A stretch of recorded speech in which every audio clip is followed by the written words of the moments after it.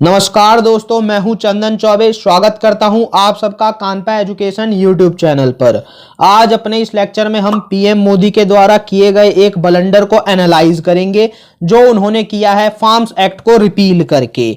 आपको ये पता भी नहीं होगा कि इससे आप जैसे टैक्स पेयर्स पर $150 बिलियन से ज्यादा का बर्डन पड़ने वाला है। अगर आपको ये विश्वास नहीं हो रहा तो वीडियो को एंड तक जरूर देखें। फार्म्स एक्ट रिपील होने के कारण हमारे देश का किसान अब ग्लोबल सप्लाई चेन से नहीं जुड़ पाएगा।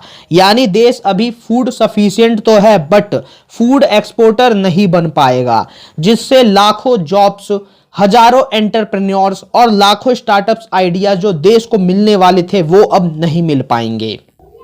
इसी गलती के कारण देश में जो प्रोडक्शन और ग्रेन्स के इंपोर्ट का जो इम्बैलेंस है वो बढ़ता ही चला जा रहा है।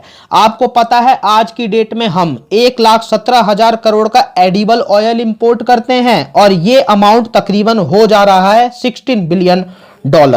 और ये एडिबल ऑयल हमें इंपोर्ट नहीं करना पड़ता अगर हम व्हीट और राइस की जगह मस्टर्ड, सनफ्लावर जैसे क्रॉप्स उगाते। लेकिन यहां पर देखिए, इंडिया में व्हीट और राइस क्रॉप के जो ओवर प्रोडक्शन है उससे देश काफी परेशान है। और दूसरी तरफ यहां पर ओवर प्रोडक्शन के कारण फूड वेस्टेज भी हो रहा है इंडिया में तकरीबन $12.3 बिलियन का फूड वेस्ट हो रहा है।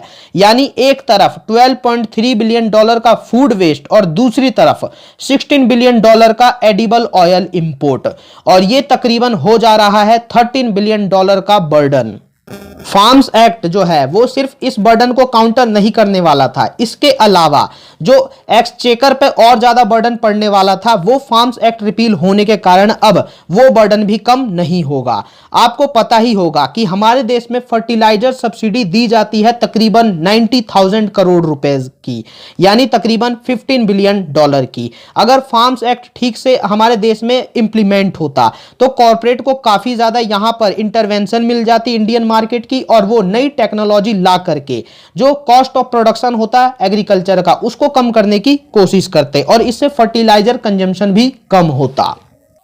ठीक इसी प्रकार से जो हम एमएसपी देते हैं गेहूं पर वो दे रहे हैं 75,000 करोड़ रुपए का, और राइस पर भी तकरीबन ये इतना ही होगा। तो इसको भी अगर हम टोटल जोड़ देते हैं तो 1.5 लाख करोड़ रुपए का $20 बिलियन हो गया यहां पर लॉस।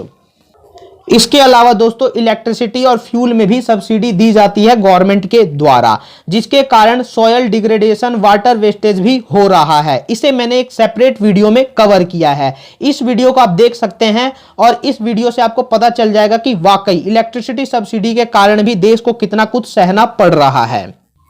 इसके अलावा दोस्तों जो फूड कॉर्पोरेशन ऑफ इंडिया है वो भी डेट क्राइसिस में है। एफसीआई पर आज की डेट में $51 बिलियन का जो बर्डन है, जो डेट है वो है, और इसमें हर साल इंटरेस्ट ऐड होता जाएगा। तो आप खुद ही देख सकते हैं कि ये अमाउंट फ्यूचर में कितना बड़ा होने वाला है, और इस अमाउंट को टैक्स पेयर्स ही भरेंगे। अगर यहां पर फार्म्स एक्ट को रिपील होने से बचा दिया जाता, यानी रिपील नहीं किया जाता, तो धीरे धीरे मार्केट के अकॉर्डिंग जो प्रॉफिट होता उस प्रॉफिट से इसको भरने की कोशिश की जाती। लेकिन फार्म्स एक्ट रिपील होने के कारण अब ये सारा बर्डन आ जाएगा टैक्स पेयर्स के ऊपर।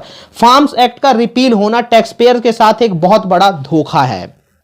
मोदी गवर्नमेंट के टेन्योर में ही एफसीआई का जो डेट है वो ट्रिपल हो गया है, 3 गुना हो गया है, क्योंकि नेशनल फूड सिक्योरिटी एक्ट को इंप्लीमेंट किया जा रहा है, जिसके कारण ग्रेन्स का ओवर प्रोडक्शन बढ़ रहा है और वो सारा ग्रेन एफसीआई को खरीदना ही पड़ रहा है। और ये बर्डन जो है एक तरीके से आप लोगों पर डाल दिया जाएगा आने वाले समय में। ठीक इसी प्रकार से एक और ऑर्गेनाइजेशन है नेशनल स्मॉल सेविंग फंड, इसका कर्ज भी तकरीबन $50 बिलियन का हो गया है। और एनएसएफ का जो डेट क्राइसिस है इस पर मैंने एक सेपरेट वीडियो बनाई है, इस वीडियो को भी आप देख सकते हैं। और इस तरीके से आप अगर कैलकुलेट करेंगे तो $150 बिलियन से ये ज्यादा का लॉस आपको दिख रहा है। बट दोस्तों ये तो कैलकुलेट किया जा सकने वाला लॉस है। इसके अलावा कुछ लॉस ऐसे हैं जिसको कैलकुलेट ही नहीं किया जा सकता। जैसे देखिए जो प्राइवेट इन्वेस्टमेंट एग्रीकल्चर में है वो कम हो रहा था, डिक्लाइन हो रहा था, वो अब कंटिन्यू रहेगा, यानी नया इन्वेस्टमेंट नहीं मिलेगा। इसके अलावा जो वैल्यू एडिशन ग्रोथ है वो भी अब स्टक पड़ जाएगा, यानी कमजोर हो जाएगा। और यहां पर इसके कारण देखिए जो फोर्टिफिकेशन होना था ग्रेन्स का वो भी ठीक से नहीं हो पाएगा विदाउट प्राइवेट इन्वेस्टमेंट, और इससे देश में हंगर की समस्या होगी वो और ज्यादा जटिल रूप धारण करती जाएगी, यानी और जटिल होती जाएगी। इसके अलावा जो एग्रीकल्चर में डाइवर्सिफिकेशन है वो अगर नहीं होगा तो एग्रीकल्चर पर काफी बुरा प्रभाव पड़ेगा। और ये सब तो काफी कम है, इसका जो सबसे बड़ा नुकसान हुआ है वो ये हुआ है कि जब एक कदम आगे बढ़कर एक कदम सरकार पीछे लेती है तो समझिए कम से कम 25 साल उस रिफॉर्म को और ज्यादा डिले किया जा रहा है। यानी ये देखिए जो 150 बिलियन डॉलर का लॉस जो आज की डेट में है वो अगले 25 सालों में ट्रिलियन डॉलर में पहुंच सकता है। पेट्रोल डीजल भी इसी कारण सस्ता नहीं होता, क्योंकि एक्सचेकर पर ये जो बर्डन है ये इस तरीके से पेट्रोल डीजल के प्राइसेस को कम नहीं होने देता। Really a very big blunder by PM Modi. अगर हमें आप फाइनेंशियली कंट्रीब्यूट करना चाहते हैं तो अकाउंट डिटेल्स नीचे दी गई है। साथ ही वीडियो को शेयर कर लोगों को बताएं कि किस तरीके से उनका नुकसान हुआ है फार्म्स एक्ट के रिपील होने के कारण।